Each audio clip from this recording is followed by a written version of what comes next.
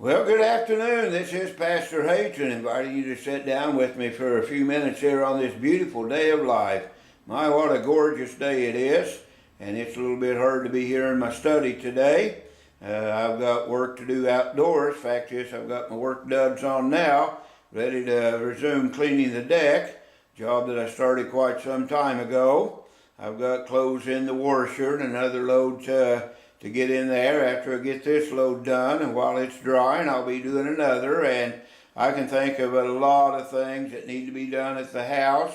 I can think of a lot of church work that needs to be taken care of, and I'm just kind of overwhelmed sometimes with thinking about all that I have to do.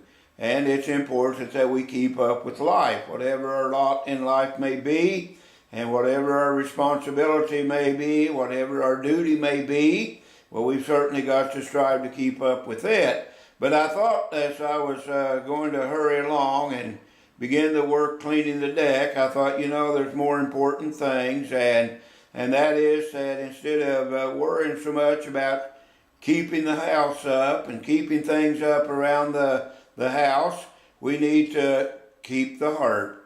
Because the Bible says that we are to keep the heart with all diligence, for out of it are the issues of life.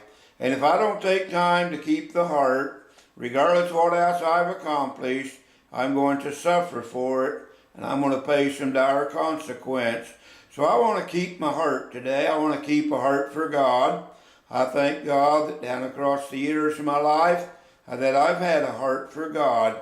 From an early age, I remember just wanting to serve the Lord and to live as He wants me to live. And I still have a heart for God. So I want to keep a heart for God. I don't want to allow anything to steal my affection from the Lord. I don't want anything that would come between me and the Lord. I want to keep my heart with all diligence and keep it a heart that is reserved for the fullness of God. Then I think we've got to keep the heart by keeping things out that would be detrimental in our spiritual life and our relationship with God and with others. I've got to keep out those things which perhaps would cause bitterness. It's true that things happen in our life. It's true that adversity sometimes comes. It's true that we go through hardships.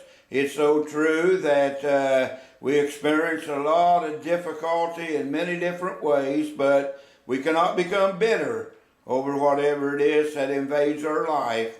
And I want to keep bitterness out of my heart.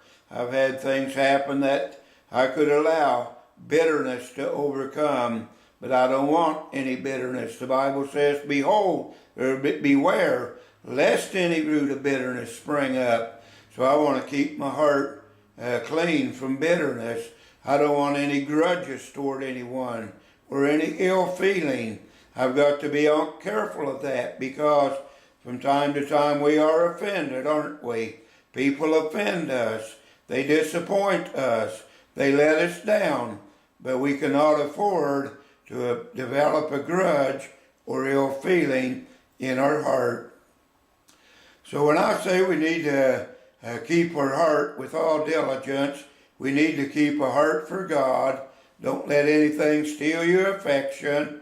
We need to keep it clear and clean. Jesus said, blessed are the pure in heart, for they shall see God.